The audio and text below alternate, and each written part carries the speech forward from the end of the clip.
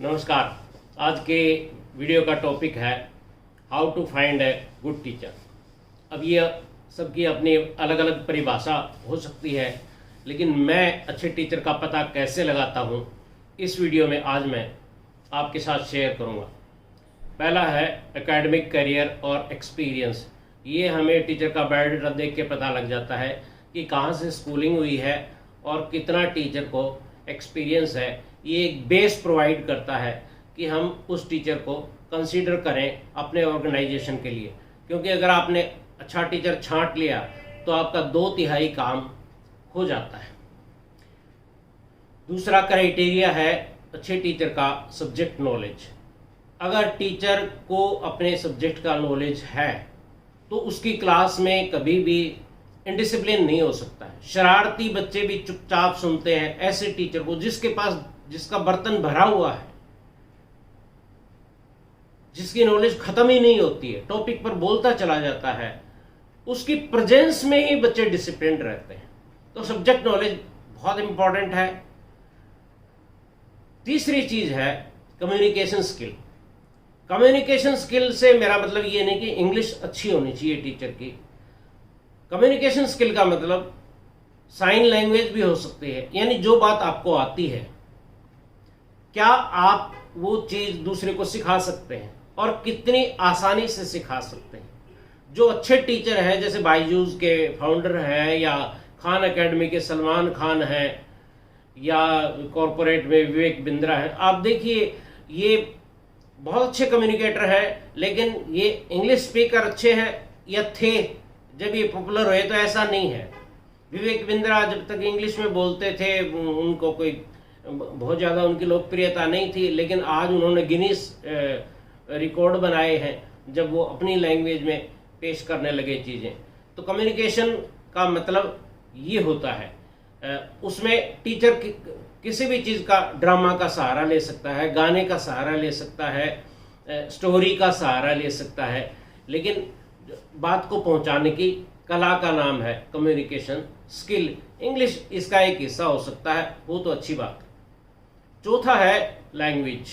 अब लैंग्वेज और कम्युनिकेशन को मैंने अलग किया है, क्योंकि लैंग्वेज अगर टीचर की ग्रामर या व्याकरण सही नहीं है, वो सही समय पे सही शब्द का इस्तेमाल नहीं करता या जो सेंटेंस स्ट्रक्चर का यूज नहीं करता, तो वो जिंदगी भर हजारों बच्चों को गलत चीजें सिखाएगा। ये एक ऐसी चीज है, अगर मान लीजिए आप टीचर को ये पाते हैं कि उसकी लैंग्वेज अच्छी नहीं है, तो इसको ट्रेनिंग में कवर किया जा सकता है। ये ऐसी चीज है जिसके बेस पे हम टीचर को रिजेक्ट नहीं करते हैं, बल्कि कंसीडर करते हैं, और बाद में उसको जब हम टीचर ट्रेनिंग करते हैं उसमें लैंग्वेज एक रखते हैं, तो वहाँ ये कमी दूर की जा सकती है अगर टीचर का कम्युनिकेशन और सब्जेक्ट नॉलेज अच्छा है। पांचवा है जनरल अवेयरनेस। जनरल अवेयरनेस एक ऐसी चीज है, आपके चारों तरफ जो घटित हो रहा है वो आपको मालूम है क्या।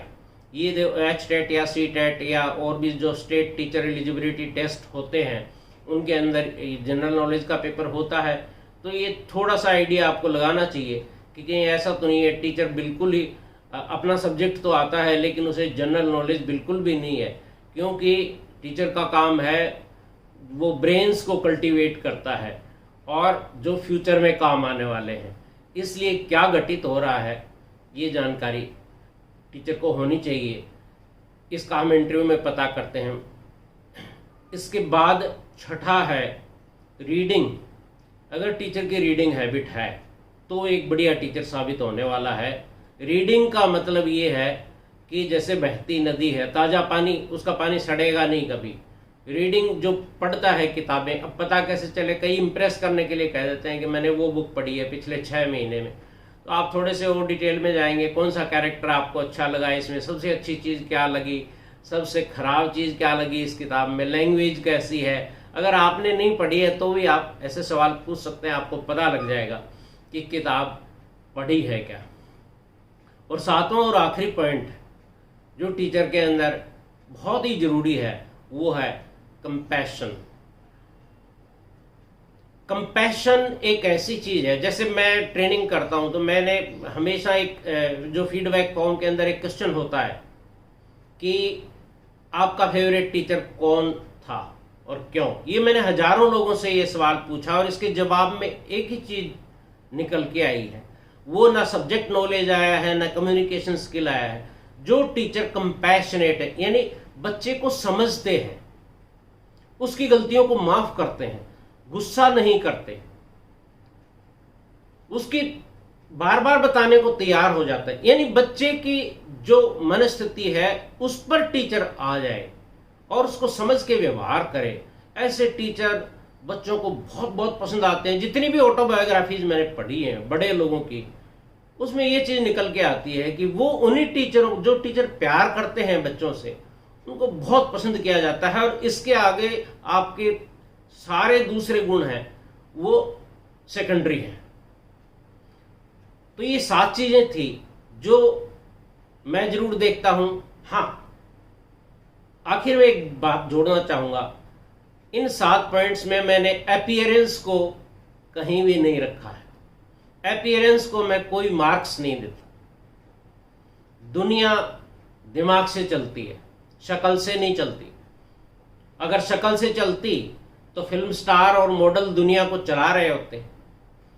इसलिए शक्ल तो देखिए वैसे भी 5-10 साल में बदल जाने वाली है, इसलिए मैं अपीयरेंस को टीचर सिलेक्शन के दौरान कोई वेटेज नहीं देता। आज बस इतना ही। मुझे सुनने के लिए आपका बहुत बहुत धन्यवाद। आपका दिन बहुत ही शानदार गुजरे। नमस्कार।